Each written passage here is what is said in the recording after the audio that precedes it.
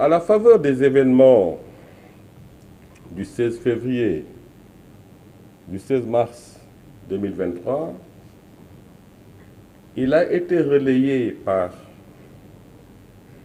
beaucoup de médias de la place et sur les médias en ligne que le sieur Ousmane Sonko, citoyen sénégalais, aurait été victime d'une tentative d'assassinat. En d'autres termes, que des personnes non identifiées auraient tenté de porter atteinte à son intégrité physique. À son intégrité physique, je dirais même à sa vie. Tentative d'assassinat plutôt que de tentative de meurtre, parce que le meurtre peut être un homicide volontaire, un homicide involontaire. Par contre, l'assassinat procède d'une préparation, d'un plan et d'un stratagème préalablement mûri, réfléchi et exécuté froidement. Et donc vous comprendrez que, compte tenu de la gravité des faits dénoncés, en toute responsabilité, le procureur de la République près le tribunal de grande instance hors classe de Dakar s'est autosaisi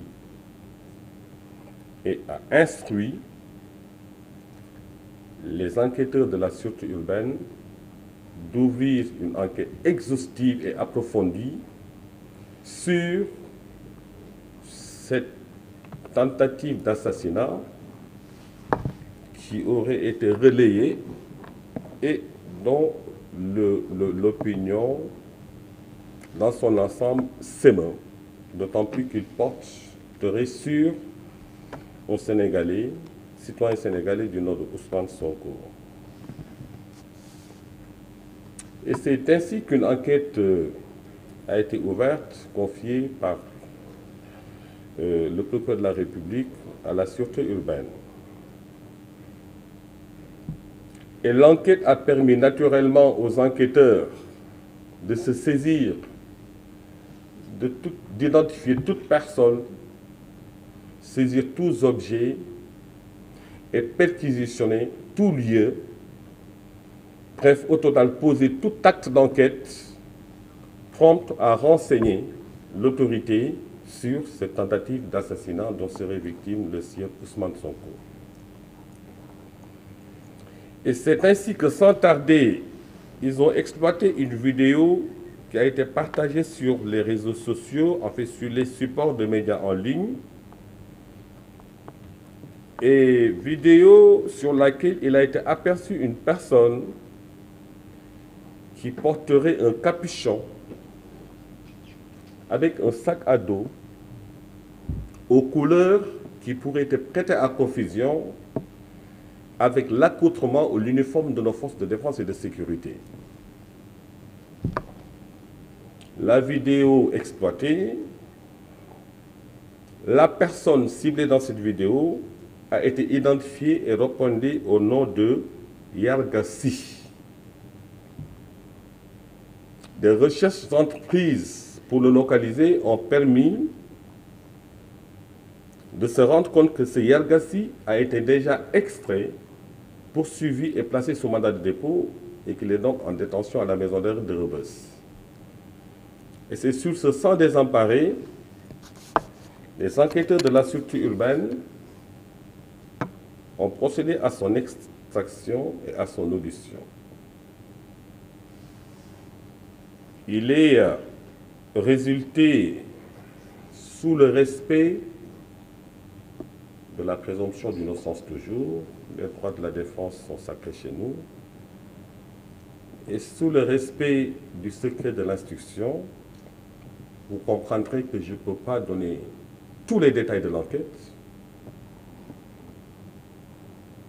au risque de paraître comme un procureur général qui délivre un réquisitoire à charge. Donc l'enquête a permis d'identifier la personne en cause qui répondait au nom de Yargassi et qui serait domicilié à Mbour et qui serait un employé d'une société qui s'active dans la sécurité et dans la sûreté aéroportuaire. Et de son audition, il est ressorti que le jour des manifestations, il a quitté le département de Mbour pour venir à Dakar pour des raisons professionnelles. C'est après ça qu'il a suivi les manifestations, d'où, d'après ses propres déclarations, son leader serait donc pris à partie par les forces de l'ordre, et il s'est proposé de venir participer à la manifestation. Il les a rejoints, ce sont ses déclarations toujours, au rond-point Stel-Mermoz, et s'est fondu dans la garde rapprochée du sieur Ousmane Sonko, donc l'ayant à portée de main. Et c'est donc sous ce rapport que dans leur pratique, pour se protéger contre les effluves des grenades lacrymogènes, ils ont l'habitude de se prémunir de bouteilles de vinaigre qu'ils ont tendance à asperger dans des mouchoirs ou en tout cas du tissu pour un tout petit peu amoindrir les effets de la respiration de la fumée qui proviendrait des grenades lacrymogènes. Et c'est sous ce rapport qu'en plein dans les manifestations, une personne dont il n'a pas pu donner l'identité lui a mis, d'après ses déclarations, du vinaigre sur son écharpe aux couleurs verte, jaune, rouge. Mais c'est le lieu de le préciser, jusqu'à présent, il n'a pas été capable, dans la foulée des manifestations, de décliner l'identité de cette personne qui, de toute vraisemblance, le connaît très bien et il ne s'en est pas rappelé. En tout cas, ils se connaissent très bien parce qu'ils étaient tous dans la garde immédiate de la voiture de Sonko, Ousmane Sonko, avec ses éléments de sécurité. Et donc, ce camarade de parti, comme il l'appelle, lui a aspergé du vinaigre sur son écharpe et en a même aspergé à une dame qu'il a pu identifier et qui s'appellerait Maïmouna Bousso, pour aider toujours cette dernière à se prémunir contre les effets des gaz lacrymogènes. Et donc, un moment, d'après ses déclarations, il a vu, pour le répéter, mon leader, M. Ousmane Sonko, les yeux larmoyants. C'est à cet instant que, pour voler à son secours, il lui a donné l'écharpe main à main, et au vu de sa sécurité, M. Sonko s'est saisi de l'écharpe et s'est engouffré et retourné dans sa voiture et s'en est servi pour éviter un tout petit peu donc, les effets de la fumée des grenades lacrymogènes. Donc c'est ce qui est ressorti de l'audition du sieur Yalgassi, je le précise bien, d'après ses déclarations, qui ont été unilatérales. Ensuite, toujours dans le cadre de la progression de l'enquête, une réquisition a été adressée au laboratoire Bio24 où des prélèvements auraient été demandés sur la nature du produit qui aurait été versé sur cette écharpe et dont l'utilisation par le sieur Ousmane Sonko aurait altéré sa santé. Toujours dans le cadre de l'affaire de la tentative d'assassinat, je le précise. Et donc, à Bio24, résultat négatif, aucun tissu, aucune pièce contenant un quelconque liquide ne leur a été produite en vue de prélèvement pour identifier la nature du produit contenu dans ce liquide. Après ça, on s'est dit, ben écoute, l'enquête s'est intéressée au corps médical qui a eu à examiner le sieur Ousmane Sonko. Et c'est sous ce rapport que le docteur Cissé, rappelons-le, c'est le médecin qui a eu à procéder à l'évacuation du sieur Ousmane Sonko de son domicile à la clinique et qui serait un médecin membre de la commission médicale du parti PASTEF. Ce docteur Cissé a été évacué, a été interrogé, entendu sur des pathologies du sieur Ousmane Sonko, et il a été formel en disant que son intervention s'est juste limitée à sa demande à prendre le sieur Ousmane Sonko de son domicile à la clinique Souma et sur instruction du docteur Niang de l'installer à la suite qui est au deuxième étage. Quid des pathologies dont souffrirait le sieur Ousmane Sonko? Le docteur Cissé, qui a été le premier à être en contact avec le sieur Ousmane Sonko, a été péremptoire en disant qu'il n'a pris aucun acte médical sur le sieur Ousmane Sonko. Est-ce que vous lui avez prescrit un traitement? Je n'ai pris aucun acte médical, ni en termes de consultation, ni en termes d'analyse, encore moins en termes de traitement. Et donc, c'est toujours dans ce cadre que le docteur Diallo, toujours membre de Souma Assistance, a été entendu, et lui aussi, négatif. Il a laissé entendre qu'il n'a posé aucun acte médical sur la personne de Ousmane Sonko. Quid de son évacuation? Il a été effectivement évacué à la clinique Souma à la suite qui est au deuxième étage, mais aucun acte médical en termes de prescription ou de traitement n'a été prodigué à Ousmane Sonko. Et il nous a précisé qu'il aurait été préférable de vous adresser au docteur Niang, qui lui-même, depuis Médina Ndiadbé où il se trouvait, rappelons-le, gère personnellement le patient Ousmane Sonko et défend à tout autre sachant de rentrer dans la suite où le sieur Ousmane Sonko a été hospitalisé. Docteur Cissé l'a réitéré, je ne peux poser aucun acte médical parce que je n'avais pas accès aux patients sur instruction du docteur Niang. Docteur aussi Diallo l'a précisé, je ne peux poser aucun acte médical parce que je n'avais pas accès à la clinique où était hospitalisé le sieur Ousmane Sonko sur instruction du docteur Niang. Et sur ce coup, l'enquête s'est orientée vers docteur Aminata Françoise Bangola, qui était de permanence le jour de l'arrivée de Ousmane Sonko à la clinique. Même réponse. Déjà, docteur Bangola n'est pas habilité à exercer parce qu'elle n'est pas inscrite à l'ordre des médecins, quoiqu'elle a soutenu sa thèse. Alors, et quoiqu'elle a soutenu sa thèse, et interrogée sur son inscription sur le tableau de l'ordre des médecins, elle a précisé qu'elle n'était pas inscrite à l'ordre sur le tableau de l'ordre des médecins, donc passible de poursuite pour exercice illégal de la médecine. Et là, M. le procureur de la République, fort opportunément, vient de m'apprendre que l'ordre des médecins a inscrit le docteur Aminata Françoise Bangola sur le tableau de l'ordre au titre de l'année 2023. Et lui leur a demandé le numéro d'inscription. On vient ensemble de tomber sur l'information.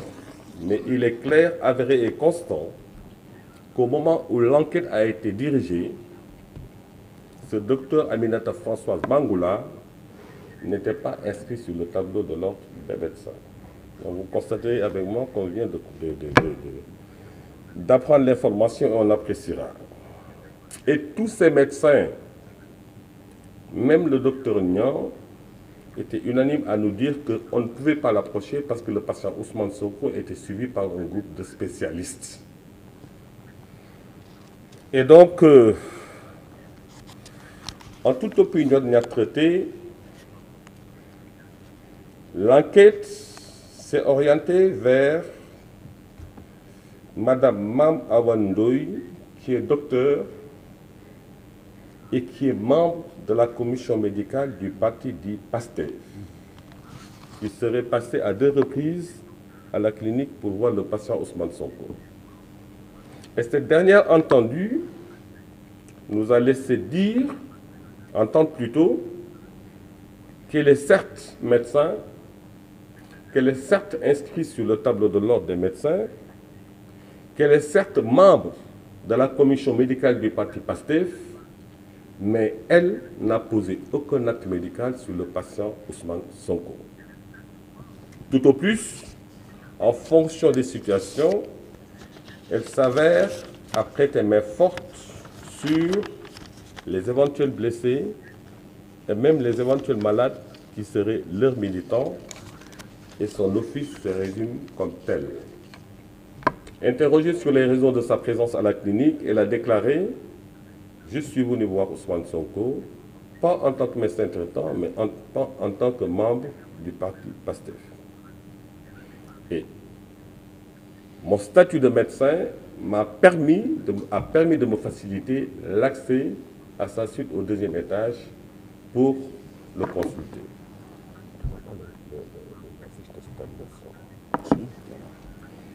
Et donc, sous ce rapport, l'enquête a évolué pour identifier enfin les spécialistes qui, sur le plan du traitement médical, prenaient en charge Ousmane Sonko. Et c'est ainsi qu'on en a identifié le docteur Boulos, le docteur Cissé, dont j'ai fait référence tout à l'heure, enfin, le docteur Boulos, le docteur Cissé et le docteur Ngom. Entendu sur ses prestations sur le patient Ousmane Sonko, le docteur Ngom, médecin généraliste, spécialisé en ophtalmologie et maladies tropicales, a déclaré avoir successivement 4 fois de suite examiné le sieur Ousmane Sonko les 16, 17, 18 mars et un autre jour qu'il ne saurait préciser.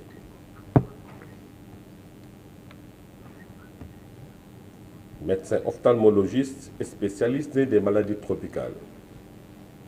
À la question de savoir de quelle pathologie souffrirait Ousmane Sonko, parce qu'on est en train de mener une enquête pour des faits tentatives d'assassinat, le docteur Ngom nous oppose que le secret médical ne lui permet pas de nous dire de quoi souffrait le sieur Ousmane Sonko. À la question de savoir quelle prescription vous lui avez prodiguée par rapport à cette pathologie, le docteur Ngom opposa aux enquêteurs une nette catégorie pour leur dire « Le secret médical me défend de vous dire la prescription dont il a eu droit au nom du serment d'Hippocrate. » Toujours sous ce rapport, invité à offrir sa collaboration et de leur préciser l'état de santé global du sieur Ousmane Sonko en relation avec les faits objets de l'enquête, à savoir une tentative d'assassinat, le docteur Ngom leur a dit aux enquêteurs, écoutez, c'est tout ce que j'ai à déclarer, je n'ai aucun renseignement à la limite à vous donner. À la question de savoir si est-ce qu'un certificat médical lui a été délivré et le cas échéant, pour quelle pathologie, le docteur Ngom a renseigné aux enquêteurs qu'il ne saurait répondre à cette question parce que le certificat médical est délivré à la demande du patient et c'est à lui seul qui est censé en connaître le contenu. Il faut toujours préciser que on est dans le cadre d'une enquête sur des faits de tentative d'assassinat dont serait victime le sieur Ousmane Sonko et dont des rumeurs persistantes et insistantes ont fait état à ce que du liquide lui aurait été versé, préjudiciable à sa santé, ou un produit lui a été administré par voie nasale. Et donc, là aussi, c'était le blocus total. Parmi ces spécialistes, on peut aussi citer le docteur Boulos, Dr Boulos, qui a affirmé faire partie plutôt des spécialistes qui ont ausculté le sieur Ousmane Sonko. Il est généraliste, médecin généraliste et diplômé spécialisé en échographie. Et sa spécialité, c'est le suivi de grossesse, de prostate, de problèmes cardiaques et de problèmes de foie. Lui entendu a déclaré que, à la date du 21 mars 2023 à 20h30, à la demande du docteur Cissé, il est venu consulter le sieur Ousmane Sonko et déclare être le médecin personnel de ce dernier depuis 2009. Et au-delà du sieur Ousmane Sonko d'ailleurs, il a renseigné qu'il est le médecin de famille pour avoir prodigué des soins de temps en temps à la maman de ce dernier. De quoi souffre Ousmane Sonko? Le docteur Boulos nous dit, secret médical, le secret médical lui défend de révéler les pathologies qu'il a relevées sur le patient. Est-ce qu'un traitement lui a été prodigué? Le docteur Boulos aussi nous renseigne que la nature du traitement médical prodigué à son patient relève du secret médical. Est-ce qu'un certificat médical lui a été prescrit? Le cas échéant, pour quelle pathologie? Et là, il nous renseigne qu'un certificat médical d'une incapacité totale temporaire de 10 jours a été prescrit au sieur Ousmane Sonko à la date du 21 mars 2023, jour de la consultation, et à sa demande. Quelle pathologie, quel motif d'incapacité avez-vous évoqué à la base de ce certificat médical? Aurait-il eu des problèmes de prostate? Aurait-il eu des problèmes cardiaques? Aurait-il eu des problèmes de foie? Le reste, c'est des questions d'échographie et de suivi de grossesse. Il a dit, je ne peux pas me renseigner, le secret médical me le défend. Et donc, voilà un tout petit peu ce que l'enquête a pu tirer de l'audition des 3 médecins, Dr Boulos, Dr Ngom, Dr Cissé sur le patient Ousmane Sonko, Dr Ngom étant ophtalmologue, Dr Boulos étant échographe et le Dr Cissé étant médecin généraliste. Donc devant ce blocus pour nous renseigner sur l'état de santé de ce présumé victime de tentative d'assassinat, la clinique a été invitée à nous renseigner sur son dossier médical. Et c'est sous ce rapport qu'après moult altermoiements et conformément aux prescriptions du Code de procédure pénale, une perquisition a été effectuée par les enquêteurs de la sûreté urbaine dans les locaux de Souma Assistance, et laquelle perquisition a permis aux enquêteurs de se saisir ou de prendre connaissance, dans les limites du secret, du dossier médical du sieur Ousmane Sonko. Et ce dossier médical porte le numéro 2395 et qu'il mentionne que le sieur Ousmane Sonko est entré à la clinique le 16 mars 2023 et en est sorti le 21 mars 2023. Espérant pouvoir exploiter des éléments pertinents sur son dossier médical relativement à des blessures, relativement à un coma, en tout cas relativement à toute pathologie ou tout signe pouvant renseigner sur les faits de tentative d'assassinat objet de la procédure. Le dossier médical fait référence à de l'asthme.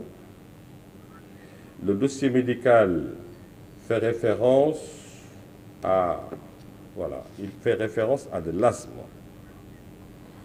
Et donc, sur l'intitulé, et dans ce dossier médical, il est à relever que le seul élément constitutif du dossier sur lequel les enquêteurs s'étaient déportés pour se renseigner sur l'état de santé ou la condition physique du Sir Ousmane Sonko, parce que rappelons-le, l'idée était de savoir si effectivement Ousmane Sonko a été victime d'une tentative d'assassinat, soit par atteinte à son intégrité physique, soit par atteinte à son intégrité sanitaire. Et jusqu'à présent, malgré toutes les diligences effectuées par les enquêteurs, aucune réponse n'a pas été médicalement établie d'une quelconque pathologie dont souffrirait le Sir Ousmane Sonko, qui, rappelons-le, est entré en clinique le 16 mars et est sorti le 21 mars. Et donc je disais tantôt que son dossier médical, compulsé par les enquêteurs, recelait un seul élément de dossier, à savoir une facture numéro H23 bar 000185 du 21 mars 2023 portant son nom et sous l'enseigne sous mon assistance. Et sur cette facture, rassurez-vous, je ne viole pas le secret médical comme nous l'ont opposé les médecins.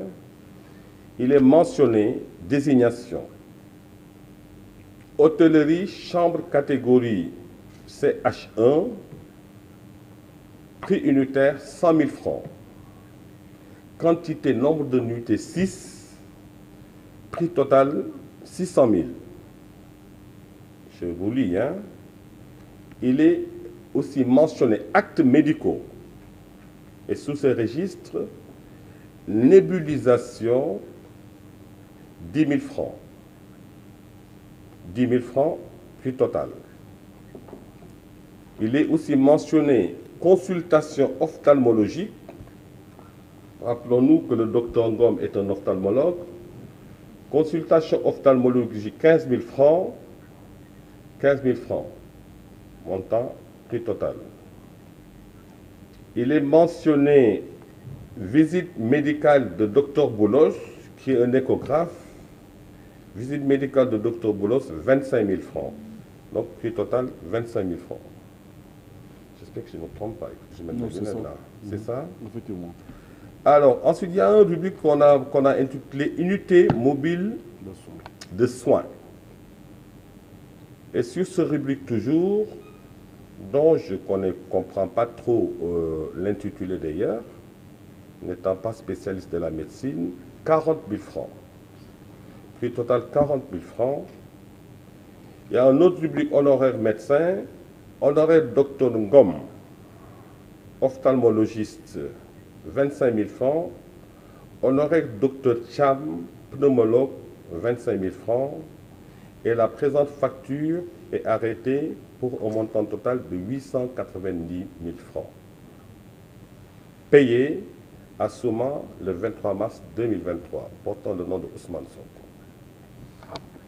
En exploitant le dossier médical de ce dernier, on avait espéré peut-être là-dedans trouver des indices faisant état d'administration de substances toxiques ou d'atteinte à son intégrité physique, mais comme vous le constatez devant nous, sur cette facture de 890 000, il y a 600 000 francs de frais de chambre, il y a au total 25 000 francs de frais de consultation et 50 000 francs d'honoraires payés aux médecins de Dr Ngom et de Dr Cham. Donc devant cet état de fait, la piste de la tentative d'assassinat n'a pas pu avoir du corps médical des éléments pertinents pouvant nous renseigner sur sa réalité ou pas. Et c'est sous ce rapport que l'enquête a permis d'avoir une constante. Et cette constante, je l'avais mentionné au début de mon propos, c'est qu'il est constant et factuel qu'une personne se nommant Yargassi a eu, sur le théâtre des manifestations, a donné au sire Ousmane Sonko une écharpe aux couleurs verte, jaune, rouge, contenant un liquide dont il dit que c'est du vinaigre.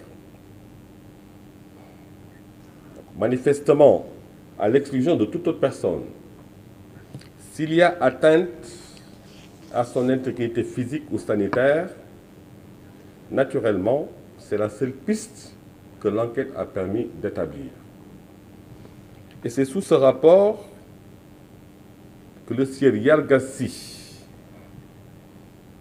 qui nous renseigne que le produit imbibé sur l'écharpe est du vinaigre, sans expertise médicale, sans expertise scientifique, donc ne rapportant pas la preuve de la nocivité, de la toxicité ou pas du produit imbibé dans le mouchoir, a été retenu dans les liens de la détention pour des faits présumés d'homicide involontaire, de tentative d'assassinat, d'administration de substances nuisibles à la santé, et donc il est en instance de déferment. Et là, c'est les éléments d'enquête que je voudrais partager avec vous sur cette affaire de tentative d'assassinat, dans le respect de la présomption d'innocence, du secret de l'enquête et de l'instruction préparatoire à venir.